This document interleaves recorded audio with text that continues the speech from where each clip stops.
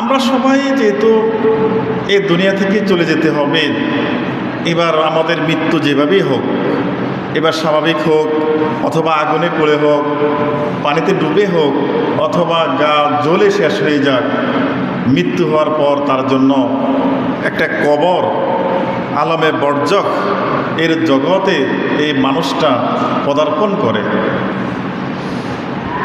এই কথাটা আমরা যদিও সবার জানা আছে, কিন্তু এই কথাটা আমরা মনে রাখতে পারতেছি না।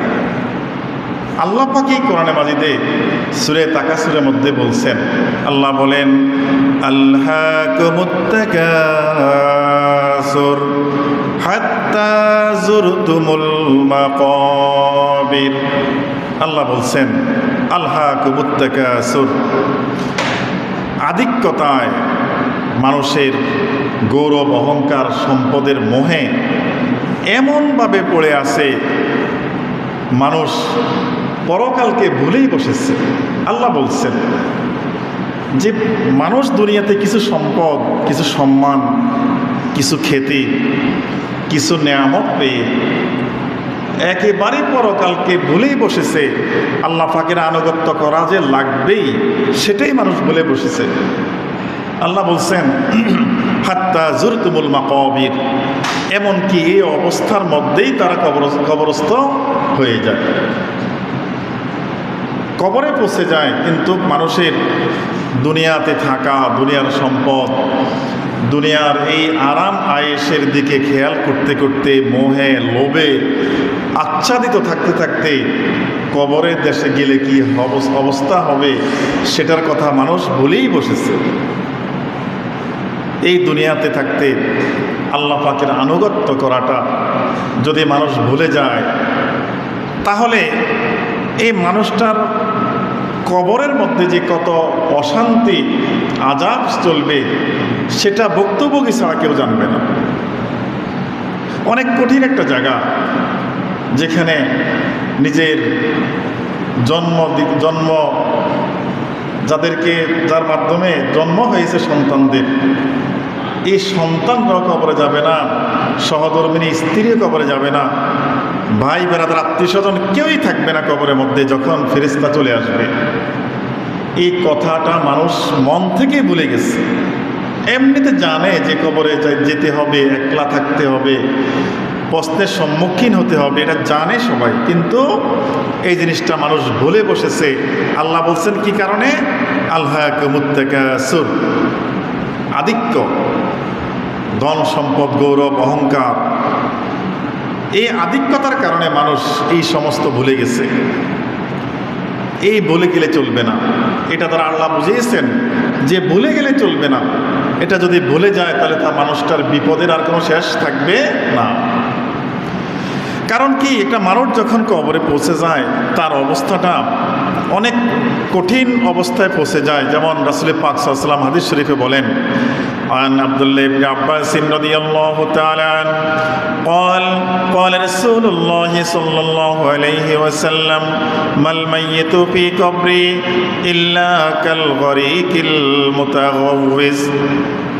রাসূল পাক সাল্লাল্লাহু আলাইহি ওয়াসাল্লাম হাদিসে উল্লেখ করেন, একজন মানুষের ইন্তেকালের পর, মৃত্যুর পর যখন মানুষটাকে কবরস্থ করা হয়, কবরে রেখে দেওয়া হয়, এই মানুষটা এত বেশি বিপদের মধ্যে পড়ে যায়, যেমনিভাবে মনে করেন লঞ্চ দিয়ে একটা মানুষ যাইতেছে সমুদ্রের মধ্যে, সে লঞ্চ থেকে পড়ে গেল, লঞ্চ চলে গেল। এখন এই মানুষটা কি পরিমাণ বিপদে আছে, সে চায়, রাসূল পাক সাল্লাল্লাহু আলাইহি ওয়াসাল্লাম বলতেছেন এরকম ডুবন্ত, তার এখন শক্তি আস্তে আস্তে কমে আসতেছে, শক্তি কমে আসছে, সে পানিতে থাকতে পারছে না, ডুবে গেলে শেষ। এই সময়ে সে বাঁচার জন্য তার জীবনের সর্বশক্তি দিয়ে চেষ্টা করে। রাসূল পাক সাল্লাল্লাহু আলাইহি ওয়াসাল্লাম বলেন ইয়ান্তাজিরু দাওয়াতান তালহাকুহু মিন আবিন আও উম্মিন আও আখিন আও সাদীকিন। রাসূল পাক সাল্লাল্লাহু আলাইহি ওয়াসাল্লাম বলেন, ডুবন্ত ওই ব্যক্তি যেমনিভাবে তার আপনজন তার বাপকে ডাকে, আজকে আমার বাবা কোথায়, আমাকে উদ্ধার করেন, আবার রাসূল পাক সাল্লাল্লাহু আলাইহি ওয়াসাল্লাম বলেন, মাকে ডাকে, মা তুমি আজকে কোথায়, আমাকে উদ্ধার করো। ভাইদেরকে ডাকে, ভাই তোমরা কোথায়, উদ্ধার করো। না পায় তার বন্ধুদেরকে ডাকতে থাকে যে বন্ধুরা তোমরা কোথায় আছো, আমাকে আজকে উদ্ধার করো। যদি রাসূল পাক সাল্লাল্লাহু আলাইহি ওয়াসাল্লাম বলেন, এই ডাকাডাকি করতে করতে যখন শক্তি কমে আসতেছে, এই ডুবন্ত ব্যক্তিটা যদি কারো কাছে সামান্য পরিমাণ সাহায্য সে পায়, তাহলে যে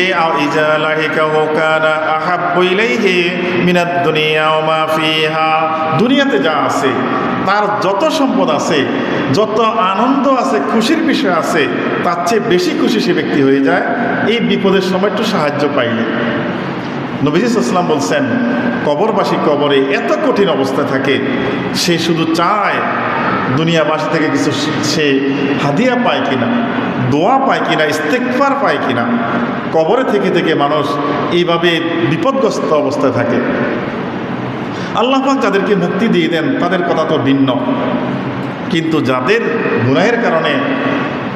গুনাহের কারণে যারা বিপদগ্রস্ত হয়ে থাকে, তাদের তো এরকম একটু সাহায্য সহযোগিতা, একটু দোয়া, একটু তার জন্য ইস্তেগফার, তার জন্য কিছু হাদিয়া, এটা তার জন্য যে কত প্রয়োজন, যে বিপদে আছে সেই একমাত্র বুঝতে পারে। আর নবীজি উল্লেখ করেছেন যে ডুবন্ত ব্যক্তি একটু সহযোগিতা তার যেরকম অনেক বেশি আনন্দিত হয়ে যায়, খুশি হয়ে যায়, কবরবাসী এরকম একটু দোয়া পাইলে তার অনেক বেশি সে খুশি হয়ে যায়। নবী সাল্লাল্লাহু আলাইহি ওয়াসাল্লাম বলেন, وَإِنَّهُ تَعَالَى لَا يُدْخِلُ عَلَى أَهْلِ الْقُبُورِ مِنْ دُعَاءِ أَهْلِ الْأَرْضِ أَمْثَالَ الْجِبَالِ وَإِنَّ هَدِيَةَ الْأَحْيَاءِ إِلَى الْأَمْوَاتِ। রাসূল পাক সাল্লাল্লাহু আলাইহি ওয়াসাল্লাম বলেন যে রাসূল আল্লাহ তাআলা তার এই কবরের মধ্যে দুনিয়াবাসী যারা জীবিত রয়েছে, তারা যদি কবর পাশে দাঁড়িয়ে কবরবাসী যদি দোয়া করে, মনে করেন বাপ মারা গেল, সন্তানরা কবরের পাশে দাঁড়িয়ে চোখের পানি ছেড়ে দিল আর দোয়া করল আল্লাহ পাকের কাছে, আল্লাহ দুনিয়াতে থাকাকালীন আমার মার যত অন্যায় অপরাধ হয়েছে, আল্লাহ তোমার কাছে ক্ষমা চাই, পিতামাতাকে মাফ করো, তাদের কবরটাকে জান্নাতের টুকরা বানাও, বিপদ দূর করো।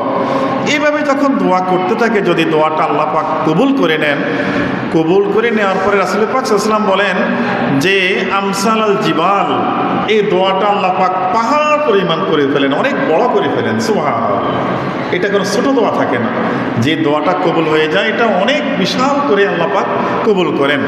কবুল করে কি করেন, যে এটাকে হাদিয়া হিসাবে, ওয়া ইন্নাল হাদিয়াতাল আহইয়াই ইলাল আমওয়াতি আল ইস্তিগফারু লাহুম, আর দুনিয়াবাসীর কবরবাসীদের জন্য সবচেয়ে বড় হাদিয়া হলো, আল্লাহ রাসূল বলতেছেন, তার জন্য ইস্তিগফার করা, ক্ষমা চাওয়া, যে আল্লাহ এই ওনাকে ক্ষমা করে দেন, এই কবরে যারা আছে, কবরস্থানে যারা আছে সবাইকে ক্ষমা করে দেন।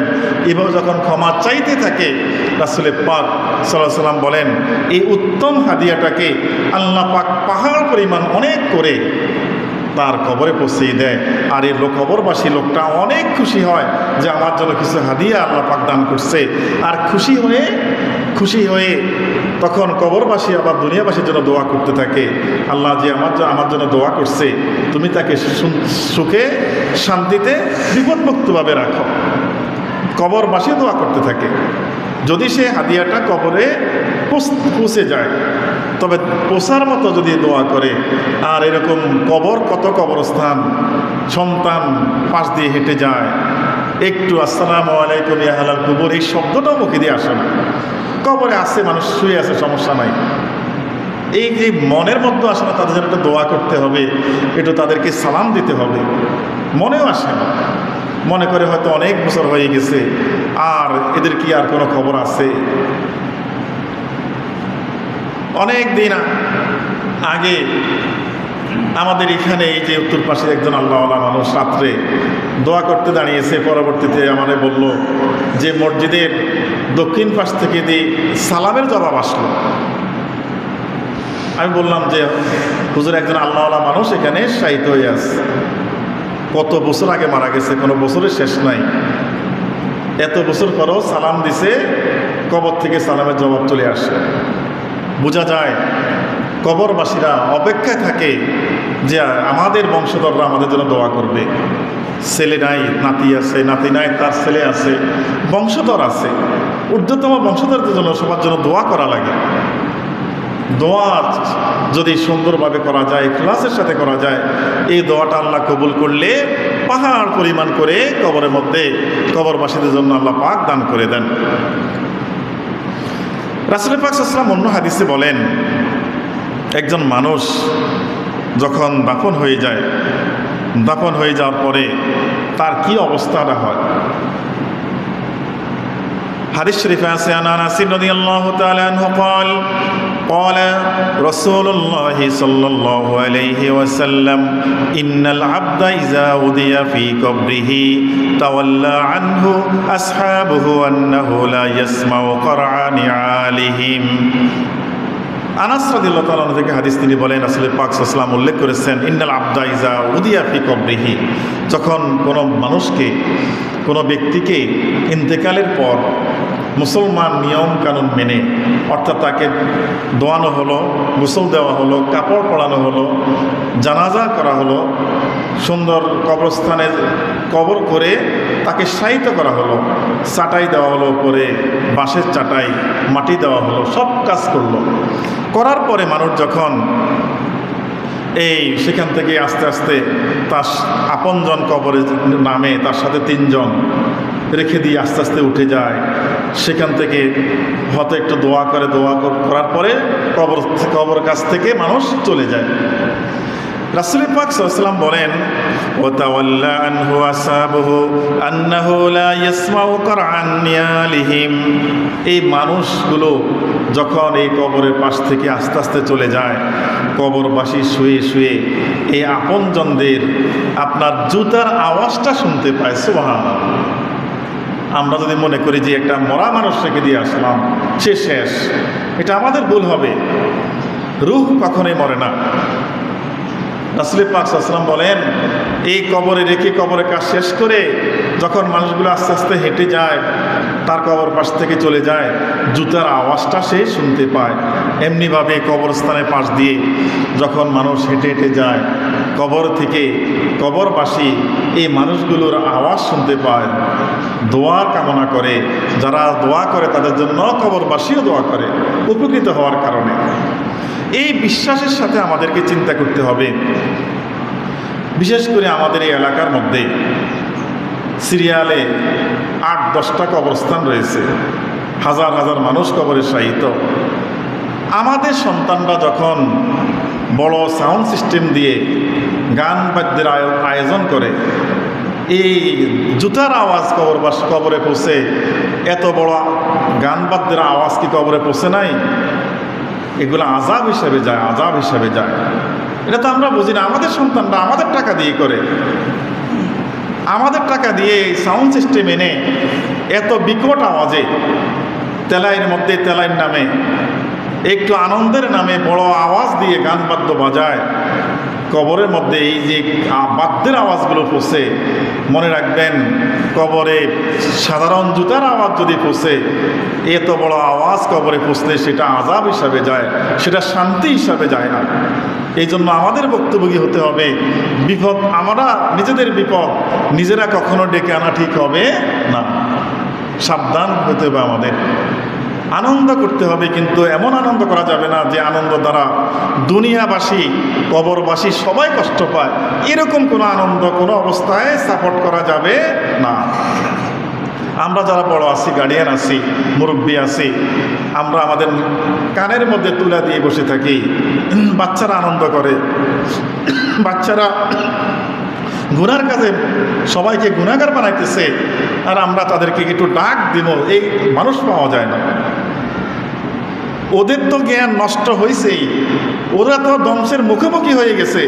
কিন্তু যারা আমরা গার্ডিয়ান আছি, আমাদেরকে চিন্তা করতে হবে যে এই আনন্দ দ্বারা দুনিয়া, কবরবাসী সবার ক্ষতি হইতেছে, যেন বন্ধ করতে হবে, বাধা দিতে হবে, এদেরকে বোঝাতে হবে কোনো অবস্থায় যেন এই এলাকার মধ্যে এরকম বড় সাউন্ড সিস্টেম দিয়ে কোনো অবস্থায় গান বাদ্য না বাজানো হয়। এটা বোঝাতে হবে তাদেরকে। না বোঝার কারণে কিছু মানুষ তাদের স্বার্থ উদ্ধারের জন্য এই ফোলাফাইন দিয়ে যদি এসব কাজ করে, এগুলা চরম বেয়াদবি কিন্তু এই এলাকার সাথে কিন্তু ক্ষতি হইতেছে। খেয়াল রাখতে হবে আমাদের, এত এত রক্ত গরম করা যাবে না, ঠান্ডা হয়ে যেতে হবে, মাটি হয়ে যেতে হবে। এই কবরবাসীরা যখন সেখান থেকে কবরের মধ্য থেকে আওয়াজ শুনতে পায়, মানুষগুলো যখন চলে যাওয়ার পরে কবরের মধ্যে চলে আসে, মুনকার নেকির ফেরেশতা চলে আসে, এসে তাদেরকে প্রশ্ন করা হয়। প্রশ্নের মধ্যে 3টা প্রশ্ন আমরা সবাই জানি। মান রব্বুকা, তোমার রবকে, তুমি কাকে আল্লাহ খোদা হিসাবে মানতে? ওমা দীনুকা, তোমার কি ধর্ম ছিল, কি ধর্মের অনুসারী তুমি ছিলে?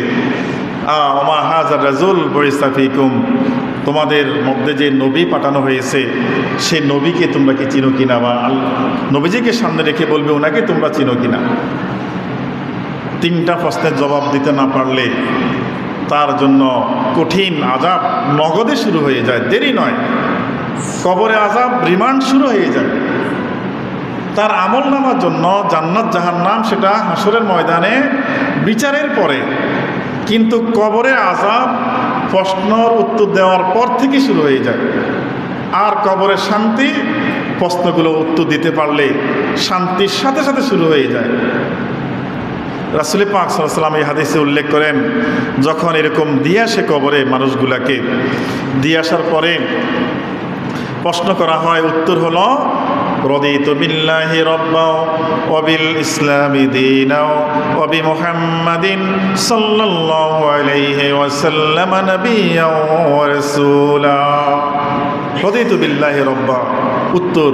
এই জন্য তালকিন, এই জবাবের তালকিন কবরবাসীকে কবরে রেখে দিয়ে আসলে বারবার মুখে উচ্চারণ করা লাগে, রদিতু বিল্লাহি রাব্বাও ওয়া বিল ইসলামি দীনাও ওয়া বিমুহাম্মাদিন সাল্লাল্লাহু আলাইহি ওয়াসাল্লাম নাবিয়্যাও ওয়া রাসূলা।